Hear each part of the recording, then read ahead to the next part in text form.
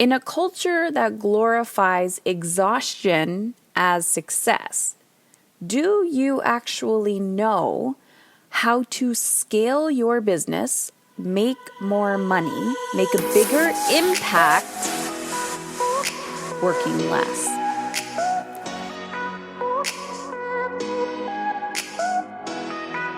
All right, everyone. I am really excited to share today's episode with you.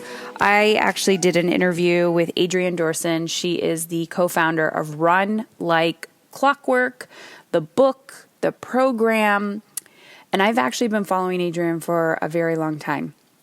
And her business partner, Mike Michalowicz, is the one who wrote Profit First.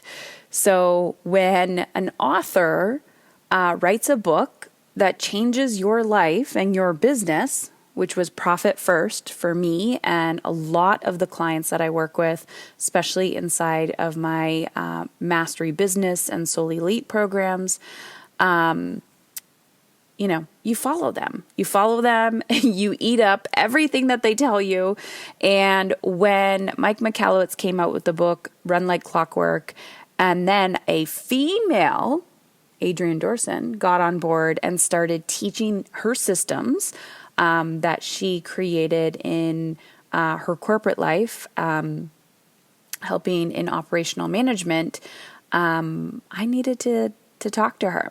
Not only that, Adrienne became a mom about a year ago, and we connected back and forth previous to motherhood, but I really wanted to sit down and have a conversation with her about how using these systems, which she had in place in her own business, but was also teaching entrepreneurs all over the world before becoming a mother, what actually shifted and changed for her when she did become a mom. Because she actually became a mother in the middle of COVID, or at the beginning of COVID. And even though she had to pivot rather quickly and shift her maternity leave, she still had all of this space in her business.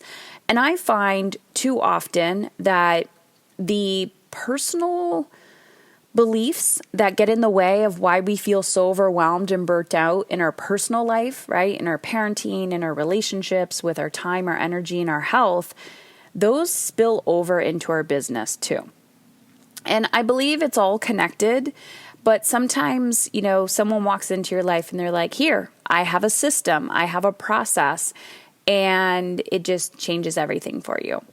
So we've all heard that quote, what's it called? Fail to plan, plan to fail. Fail to plan to fail. And I would identify as somebody who is a creative and a rebel. And what I find is the creatives and the rebels, we love to overthink. I'm also a quick start, so I will take action and I will implement.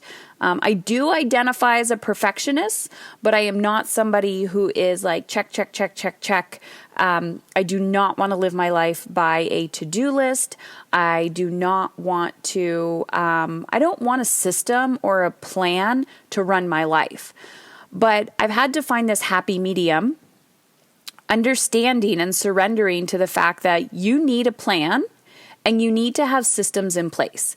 And when you become a professional business owner, and what I mean by that is you're no longer an expensive hobby. You are committed to results. You are committed to profit. You are committed to making money. You are committed to scaling. You also have to commit and surrender to your blind spots. And Adrienne and I talk about that, and we talk about what gets in the way for especially women in their business. And a lot of things that I see is this belief of we need to do it all. And the reason why we believe that we need to do it all is probably because we are overcompensating for female oppression. That's my opinion. Generations before us, probably 2 or 3 or 4 generations before us, had very little to no rights. It hasn't been that long since a lot of, I wouldn't even call it equal rights, but it hasn't been that long where women, have the chance to vote and things like that. And we're not there yet. We are not there yet. And there's still a lot that needs to happen, especially when it comes to race and class and opportunity. So my point is, when you come from a lineage of oppression and a lineage from having to prove yourself as a gender, you overcompensate. And when you overcompensate, you hustle. And when you hustle, you burn out. And when you burn out, you get sick and die. And the sad part is it becomes a cultural norm. And you have to consciously, as an individual, as a human being, say, enough is enough. I am done with this bullshit. I am done feeling like crap. I am done feeling broke. I am done feeling like I never have enough. And I'm done feeling like I don't have a life. Because I'm going to guess the reason why you got into business in the first place, regardless if it's aligned with, what lights you up today, you probably started a business because a part of you believed that you can create freedom. And what we don't realize is the freedom that we first need to create is in our mind. And we need to believe that we are worthy of creating the space.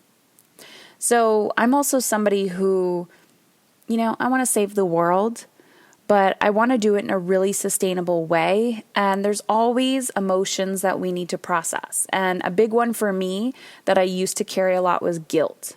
The guilt of success, the guilt of having the freedom, right? The time freedom, the emotional freedom, maybe it was wealth freedom, whatever that is. But what are you going to do with your freedom? So it's okay if your why shifts in your business. Because now I can say, fail to plan, plan to fail. That I can stay in my area of genius as a business owner, as a female business owner, and I can help people, I can coach them, I can guide them, and I can do what lights me up. And guess what? I can also hire experts that can do things better than me and add them to my team. And I don't need to know everything, nor do I need to do it all, because I am all about collaboration. You can have an idea. You can scale it. You can start focusing your energy and attention wherever you want in your business. But eventually you will get to a point where you say, I can't do this anymore. And we need to use those signs of overwhelm and burnout and never feeling like you have enough time and energy as signs that growth and pivot need to happen, as signs that it's time to scale. So I'm really excited for you to dig into today's conversation with Adrienne. I think this is one that all women need to listen to, now more than ever especially. So as you're going through this conversation, I want you to think about, how does this pertain to my life and my business? Whether you are in startup, whether you are hitting your first 6 figures, on your way to 7 figures, where are you getting in your own way? And what do you need to surrender to in order to grow? So I have a request. I want you to check out runlikeclockwork.com, and you can actually follow Adrienne Dorsen. Her last name is spelled Dorison. Check her out actually on Instagram, which is Run Like Clockwork. So RL Clock, CLOCK, work. Go check her out. Let's make magic happen. And know that you are not alone and change is possible.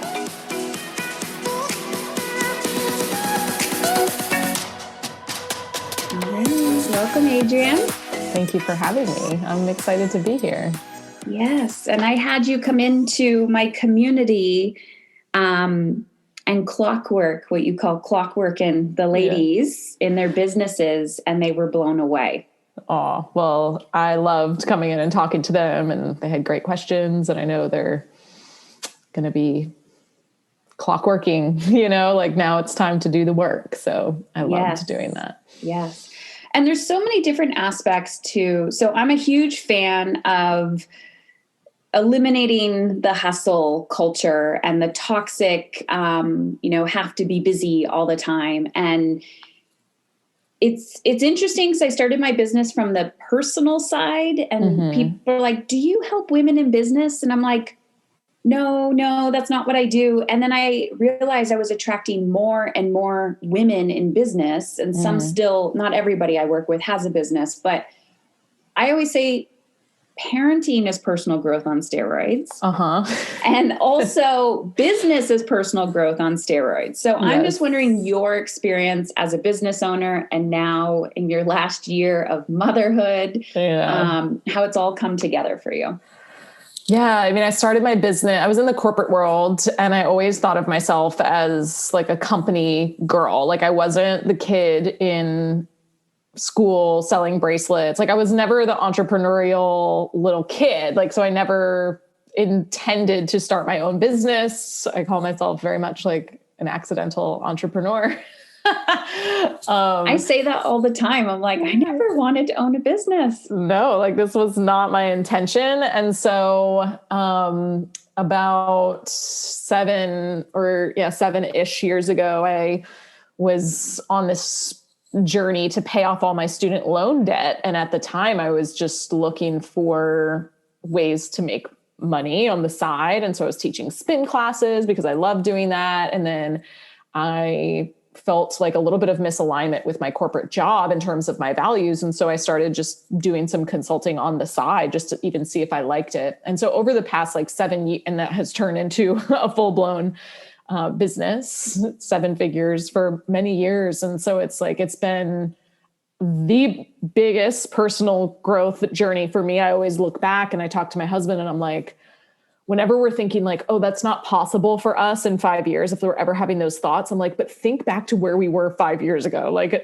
we never would have even dreamed this. And so even the dreams that we're having now, like, of course, those are possible because who knows how much we're going to grow and shift and change. And so it's really, I think, a helpful marker for me to look back and think about how far I've actually come and what my life looked like back then. Because yes, it has been the biggest personal growth journey. All of your stuff comes up in so many different ways, just by putting yourself out there and having to lead people and having to make your own money and support other people and market yourself. Like every single thing that could possibly comes up and your ego pushes against it. And then I had a baby last year, and that probably was even harder than running the business and all the personal growth that happened through the business, because I've always been more comfortable with being in control. Right. And so as much as people tell you that as soon as that, they're just laughing at me, right? Like people that knew me prior to the baby are just laughing at my routines and how I'm going to, be able to maintain those with the baby, and, how I wanted to have my birth, and literally nothing goes as planned. And the whole journey of motherhood for me has been a lot about learning to not get anxiety around those things and learning to just manage my own energy so that I'm not a stress ball for her. And for my husband and for myself, right? And for my business, because now I have to be all of those things as well. And so, yeah, it's about releasing the control. And I think I got through life by having the control. Yeah. Well, it's funny because the podcast called Mom is in Control. Yeah. And I'm like, I always tell people, I'm like, how did you find me? They're like, I was panicking one night and I searched Mom Control. And then I listened to you and was like, oh shit. And it's true though, because feeling in control, being able to control something is a beautiful coping strategy until it no longer works anymore. And somehow the kids just know, like, I'm going to be this person to just screw you in every area of your life that you were trying so badly to white knuckle and hang on. Yeah. And I don't know if it's divine or if energetic or what, but yeah, they come in with the exact lessons that you're resisting or not wanting to learn or feeling like you finally got a hold of and on your own, and then push, like all of the things that you're like, oh, okay. And then when you release, right, you're like, oh, okay, I see what you're doing here, right? I see why this is happening for me, not to me. Yeah.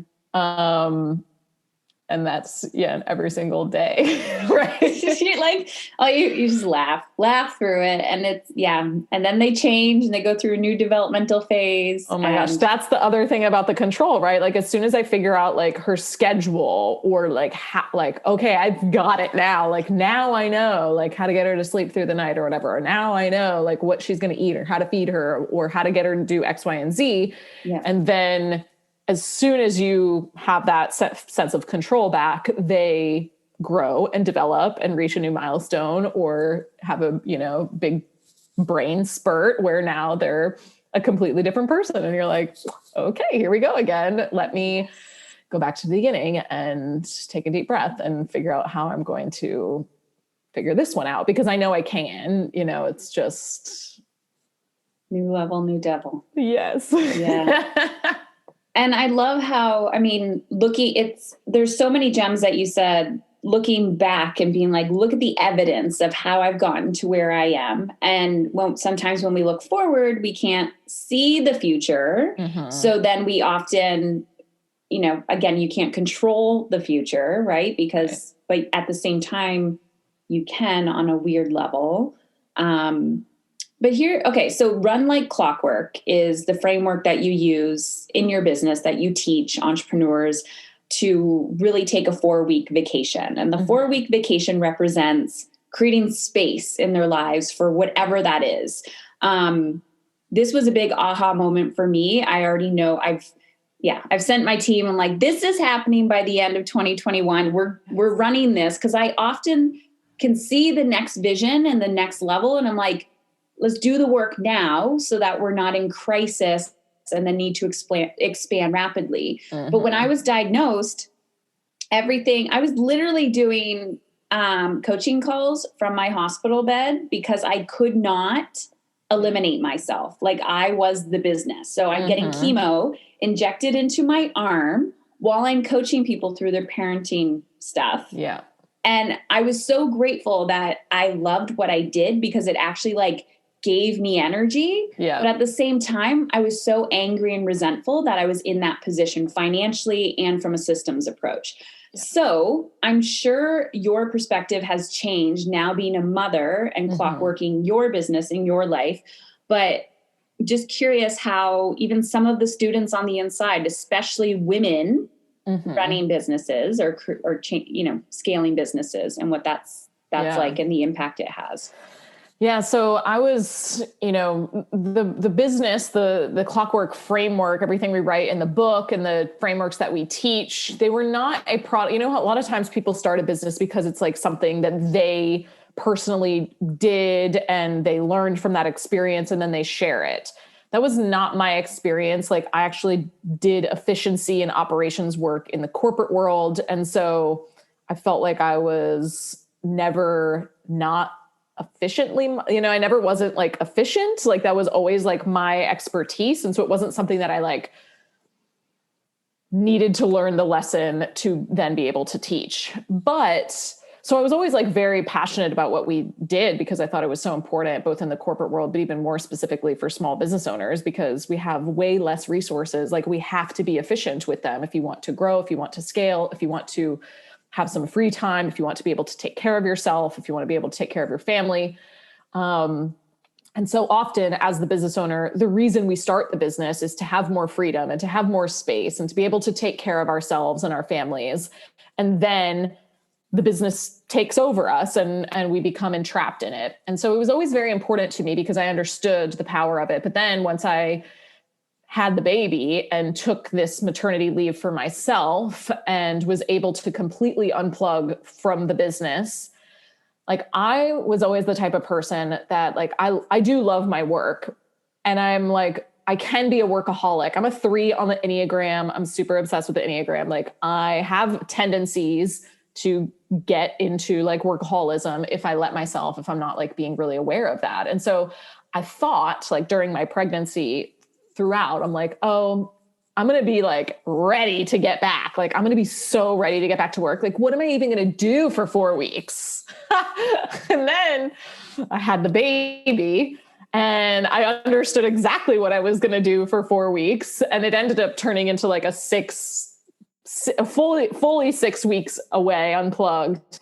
And then even more because I like really slowly weaned myself back in. Like, when I first started coming back, it was just like a call here or there with the team. It was not full on. When you came back, was this during COVID too? It was like COVID had just started when I was coming back. So I gave birth in January, about 7 weeks I came back in. And that was also part of why I felt it was important for me to step back in a little bit more, because the company needed a leader to communicate a message of like, what are we doing? What are we saying about this? And so those are the types of things that like I would come in and do. And I wasn't like working 8 hours a day in the business by any means. I still am not even to that point. And I probably will never go back to it. Like, I don't really want that for myself, but, I understood exactly what I was going to do for those, 4 to 6 weeks away. I was going to enjoy this time that I was never going to get back and figure out, like, who am I supposed to be as a mom? Like, what is this new identity that I now have? And I felt very confused and scared about coming back to the business because I wasn't anxious to get back to the business at all. And I was like, oh my God, who am I? Right? Like, I don't even recognize myself because I'm not like trying to like really get back into it. I just needed that space. And I think everyone needs that space after they give birth. I think everyone needs that space. And I know that as entrepreneurs, we don't always have that gift because we haven't given it to ourselves, right? Like, we haven't clockworked the business. We haven't set it up in a way where if we wanted to step away, we could, and the business could keep running and the revenue could keep coming in and the clients could keep getting served. And so now I'm like 100 times more passionate about what we do because I'm like, everyone deserves this. Like, everyone deserves this time to just like turn everything else off, whether it's because you have a new baby or because you have a diagnosis and you need to go and like take care of yourself, right? Like, I cannot imagine you going through chemo and having to support other people and and have the stress of like making sure you're paying the bills, and the revenue needs to keep coming in. And I just want people to have a business that gives them that choice and gives them that spaciousness, because like you said, like, it was, fulfilling for you to maybe have those calls. And maybe it was something that also fed your soul at the same time. And so it could have been a good thing too, but I wish you would have had the choice, to say like, okay, I only want to take 1 or 2 calls because it's giving me life versus I have to show up and now it's building resentment. And I really just need to like take a nap and take care of myself, Yeah.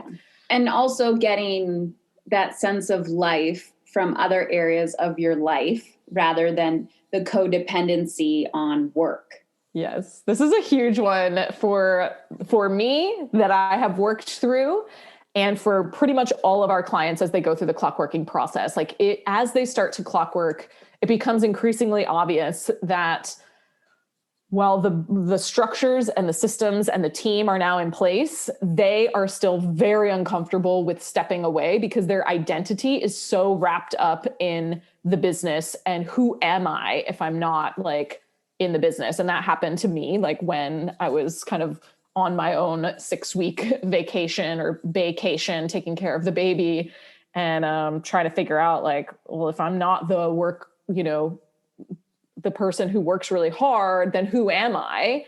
And so it is like also a personal development, personal growth journey as you clockwork to kind of start challenging yourself to step away and challenging yourself to really figure out who you are beyond the business and outside of the business, because you are a whole person. And so now I always tell people like, this is my business, but I am not like, that is not all of me, right? Like I own this business, but there is so much more to me than being a business owner. And I think previously that's all I would have described myself as, because it was so identity driven for me, you know? I did this. Motherhood was my first identity. That was like my purpose. And then it went to business. And then it was like, I'm like, okay, if I'm not a mother and I'm not a business owner, like who am I? And I just had this conversation with a friend. She's like, don't you find, because she's one who likes to recreate her signature offer all the time. And I'm like, she's like, isn't that boring? Like to do the same thing over and over again? And I said, I'm not getting my sense of excitement from my business. I get that outside of my business, making sure that the adventure and creativity, I'm not always like the business is the cherry on top. It's not where I'm sucking the source of that from. And then I can be creative within my deliverable. I can change things up. I can change the structure. And I think that's what's kept me sane during COVID, because I used to do a lot of retreats and in-person experiences, and I'm now craving and missing it. But the opposite of that was like, I was getting a little burnt out by it, right? Because that's a lot of energy output. So I'm like, how can I take that essence of that feeling and still sprinkle that into my Zoom calls, but also really overdose on that outside of my business while I'm in my house in the middle of winter and unable to really go that far. And that is, I've been able to do that, but to have that skill and that like self-awareness, I'm like, I've been at this for years. The first person is like, oh shit, what do I do? Don't be afraid. It's possible, but you have to be like, can you talk a little bit about commitment to this process? Because there's the process and then there's like the doing and integration of it. Yeah. And I love that example of, you know, getting excited by new ideas in like always having to have a new offer versus like, let's just nail the offer and get new ideas to infuse into that one offer, because that's also the most efficient thing you could do, right? Like is getting that one thing to be really, really good. And that's the model that we have as well, because it's efficient. And like you said, like I don't find all of my excitement through the business, and I am just really focused and disciplined on what we need to do in order to grow and hit our goals so that I can experience those other things in my business helps me feed those other areas of my life, but it's not the only thing in my life, right? And so in terms of commitment, like our program and the work that we teach, it's inside the book. It's like a 12 to 18 month system to implement. And a lot of people would be turned off by that. And I think that's because the coaching and internet marketing world in general has like a very like quick fix mentality, and everyone wants become a millionaire in a weekend. Everyone wants like results right now or yesterday, but they don't want to even do the work to get there. And that's something that we're basically the absolute opposite of. And we'll tell you from the first interaction with us, like if this is your first time hearing me speak, like you will never hear me tell you that like this is going to be really easy and like we can help you, you know, scale to 7 figures this year. Like we have helped people and companies scale to 7, even 8 figures through our system, but it's not going to happen overnight, and it's not going to happen without a lot of hard work, right? And I did a talk yesterday with our clients and talked about this idea of like it's safe to slow down, because the slowing down is going to help you speed up. And if you're, and what we're trying to do here is create space and create the slow down for you. And so if you're going through the process at this like warp speed, then when do you think you're going to actually slow down? Like it's not actually going to happen, right? Like you have to go through the process with the same energy you're trying to create so that you are consistent with it and that you're changing your whole mindset and your whole being, and that it's actually sustainable. And so this is a commitment. But I think it's the best and most responsible commitment you can actually make as a business owner, to give yourself this gift at the end, to give your team this gift at the end. Like a lot of people are resistant because they think their team won't want to do this. And I'm like, no, teams love this because like they want more autonomy. They want to add more value to the company. They want to give you the freedom from the business. And they want to be able to have like systems inside the company that help them do their job even better as well. And so all of the clients that we've worked with, they love this program and they love the work that we do, but it's absolutely a commitment of the mind, heart, and soul, because there are going to be tough days. There are going to be days when you're super busy and it's just easier to do it the way you've always done it. And it's like, yeah, but we got to take baby steps. And that's our whole approach. It's like, it's not a quick fix because that's also not going to be sustainable. Like we want this to be really sustainable. And we're essentially shifting your entire culture. We're shifting the way that you think and operate as a leader, because the company got this way because of your leadership, right? And the way that you have always done things, which means we have to shift the way that you do things and the way that you like immediately, give direction or don't create a system or do the way you create a system and then it can't be done by anyone else. We have to shift how everyone's thinking, and that doesn't happen overnight if we want it to actually stick. And so we always tell people, like, if you want to do this, like commit to at least 12 months of not hours and hours and hours every day, but baby steps every single day, because that's how we're going to get there. And this is like, to me, like it's the only program that will help you get your time back as you implement it, right? So a lot of times like you're doing work that's taking up a bunch of time, but we always like to communicate that like, well, you were going to do this work anyways, like you were going to do these things in the business, but now you're just doing them differently in terms of the way that we teach so that you then never have to do them again, right? Yeah. So it's like, once you do them and get them off your plate using our tools, it's like, well, now you never have to do it again. And so it will start freeing up your time as you implement. So it's like a snowball effect of getting your time back. It'll just build and build and build.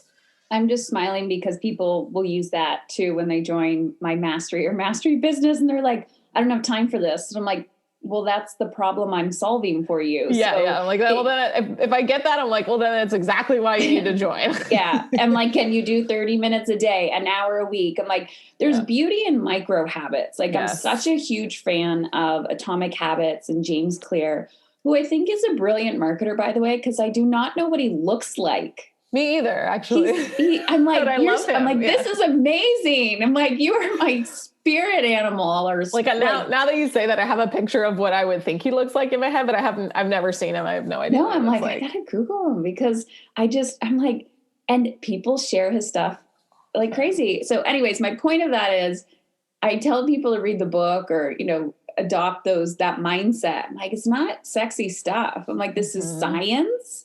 And you're going to do something. If you want to start like a mindfulness practice or, get up before the kids, try getting up 5 minutes before, not like 5 hours before, and then 10 minutes before, and then 15 minutes. And just like, these micro habits, but your brain is like so used to this all or nothing.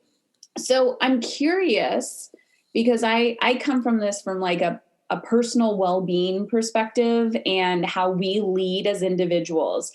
And a lot of women, especially mothers, have this, I need to do it myself. No one else can do it better than me. I'm curious if you notice a difference between female-led businesses versus male-led businesses and maybe some of the resistance or implementation of the clockworking process. Because this is also one thing that I've noticed, especially writing the book, Dying to be a Good Mother and stepping in. I got to this place in my mothering and my career where I was looking around. I'm like, I don't really feel like I fit into many business related circles or mother related circles because everybody is doused in busy hustle burnout and I don't want to be involved there. So I had to like create my own. Yeah. So I'm just curious if you notice a difference, resistance, implementation. Yeah, it's funny that you say that because the men in our programs, and this is a, general statement, not true for everyone, and it's not true for all the women, but they are very like quick and easy to implement. They don't like get emotionally attached to a lot of the things that maybe we're telling them to do. And they just don't overthink it as much, I think, as the women in our programs overthink it. Get emotional about having to maybe do something very differently than what they're used to. And definitely want to hold on to things more than their male counterparts. Whereas the men are like, okay, you want me to delegate that? Like, give me the system. How do I delegate it? Okay, this is what went wrong. This is what, I'm experiencing. How do I navigate this? And so they're very like, bam, bam, bam. Like, I did it. This is what didn't work. What do you want me to do now? Right. Which is great. Like, that's exactly what I need, because then I can help you improve it. Whereas the women tend to wait a lot longer to actually execute it, because I think they're overthinking it and they're nervous about what the team is going to think of them. And I do have men in our program that are the same. They're like, oh, I don't want the team to think I'm lazy by me delegating things to them. But women very much so, of like, I don't like, what are they going to think if I ask them to do this, or I don't know how to ask them to do this. And so as we navigate those things, or no one else is going to be able to do this as well as me, I might as well just do it all myself, is definitely a common theme. And I would say, look, a lot of our program also tends to deal with like the challenging, tough leadership conversations that have to happen as you delegate, as you bring on new team members, as you maybe have to let people go, as you have to rebalance people on your team, as you're growing and figuring things out as a company. Like, there are some tough leadership conversations that are involved. And so a lot of our work throughout the year with our clients is helping them navigate those things and helping them create a culture that feels really good to them. And I do think that the conversations I have with women are much more, they're much more nervous about these conversations. They don't want people to be offended by them letting them go, like letting someone go, or, everyone wants to, like, whenever I have women who are hiring, they want to hire like every single person that applies for the job that they like. And I'm like, that does not make sense for your business. Like, I know you like these people, but all of these things are, I think, things that we could think back to also doing in our personal lives, or like just trying to handle it, right? Instead of communicating with the team member, like, hey, you didn't actually do this correctly, or the performance wasn't where I needed it to be. That seems to be a very tough conversation for women. And I deeply resonate with that, because I know that I have these same tendencies, and I have to practice what I teach and preach, right? And make sure that I'm willing to have those tough conversations, because I think it's very easy for us to get caught in this trap of feeling like if I say something that is direct, then people are going to think I'm a bitch, right? Like, or like, because I'm a woman. Whereas if a man says those things, sometimes it's not taken He's in just that same way. egotistical. He's an ego, but we're a bitch. Yes. Yeah. And so I very much understand why those conversations can tend to be tougher, that women are maybe like shying away from. But I push our clients hard on these things, because otherwise it will just happen again and again and again, both in their personal life and in their business. Like, this becomes a cycle if you're unwilling to have these tough conversations, if you're unwilling to, have other people help you do what you need to do. Right. And that goes even for our personal lives. I know that was really hard for me in the beginning to ask for help. Yeah. And then as soon as I asked for help, the pandemic happened and I couldn't have help anymore. It was like, great. I was just comfortable with asking someone for help with this baby. Right. And now it's being taken away from me. But like, I know that we struggle with that in our personal lives. And I know that our women struggle more with that in the business. And I think it's really obvious why, just based on our cultures and, historically, like even our men right now, I think are not struggling as much as the women in our program based on the pandemic as well. Like, we have a lot of women that they got kids running around in the background, and they're trying to work and they're trying to navigate all that stuff. And it's like, it's not as common when I look at our men on our calls, It's very intriguing to me, because I actually just read a New York Times article on that, and how I think I you know, read they're this. suffering and struggling and the fathers aren't stepping up to the plate, but also, you know, she's just trying to do it all right here and he's in the other room. And it's like, no, you have to actively communicate your needs and actually get very clear on how you want to feel and be able to say, here's the list of like, what's on my mind? What do you want to take? And I hear so many say, again, I have 2 children and a partner, so I have 3 children. You are not married to your child. Your partner is not your child. And we treat people, or we teach people how to treat us. And so if we are in relationships with people in our personal or professional lives, and you're like, this person, I take them under my wing like a child, or I've done this, it's like, that's not healthy. Right. Mm-hmm. And so we really have to pull back the curtains on our identity as women. And I don't know. I think I've had to do it from a place of need where even now I'll be like, this is my to-do list. And then I can feel myself overcomplicating it. I'm like, okay, you're going to put a 30-minute timer on and just bang the shit out and tell that little voice to just, you know, you're like, you can be here today, but you're not running the show, and just get her done. Mm-hmm. And then watch it come back to you. You're like, oh, that was easy. Mm-hmm. I have this saying, I mean, it's very popular to say like hard work and we can do hard things. And I'm like, but that's so counterintuitive to like ease and freedom. Like, what does that mean?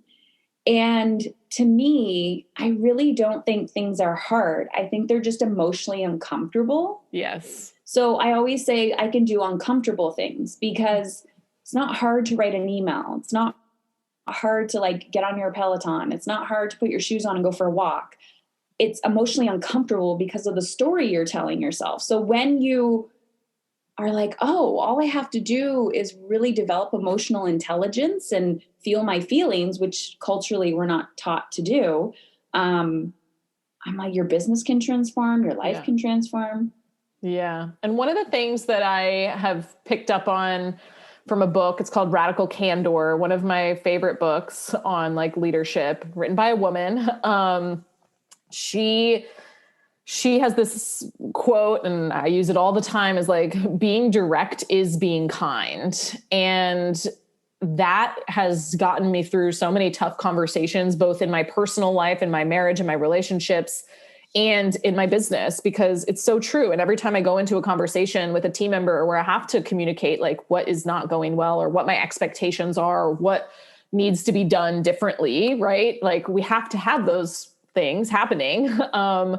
I always remind myself that like being direct is being kind. And that's one of like my core values now, because even when we let people go from our organization, which doesn't happen very often because our hiring process is so good, of like bringing in the right people. But when we need to part ways with people, I think even letting people go with directness versus like sugarcoating things and being like, oh, things were great, like we're just moving in a different direction. Like, if that is not true and the person truly did not do a good job, or like they were doing things that weren't in alignment, or if their performance was poor, like, I think that they deserve to be communicated that, like, they need to know that so that they can do better for their next job. Because what service are you doing them if you just lie to them and sugarcoat it, and they can never improve because they never even knew what was actually wrong. And this is where most people end up firing people that they don't even need to fire,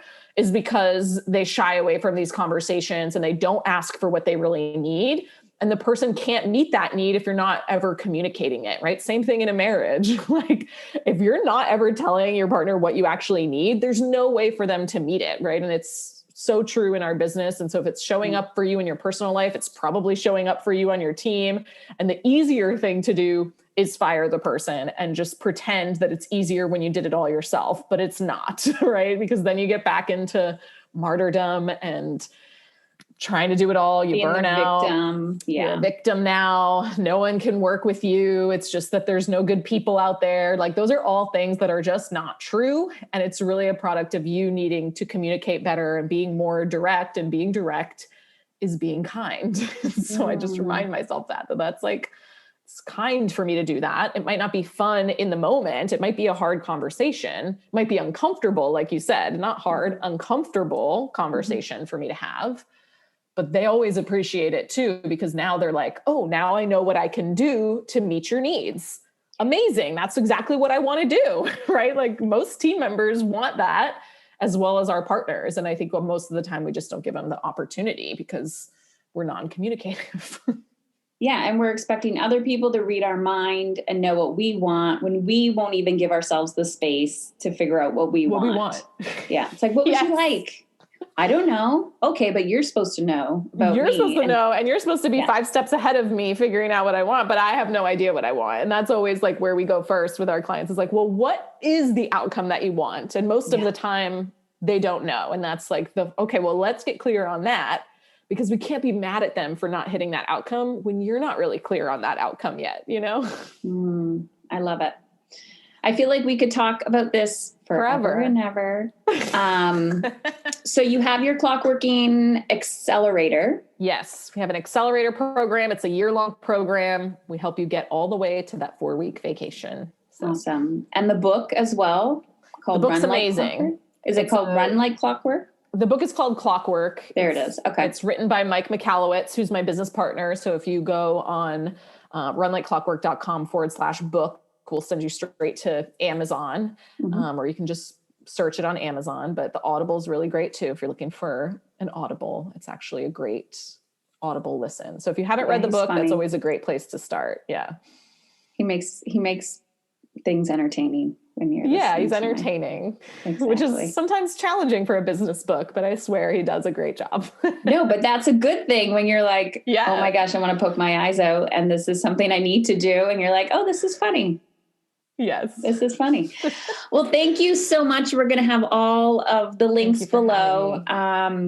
And I just, I see the importance of this, especially for female-led businesses. And I'm like, ladies, this is not difficult. It's just about being uncomfortable.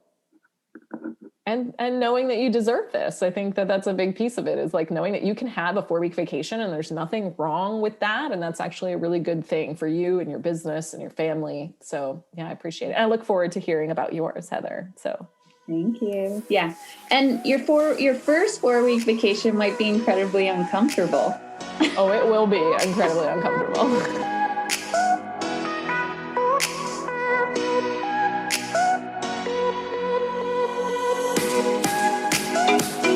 All right, so there you have it.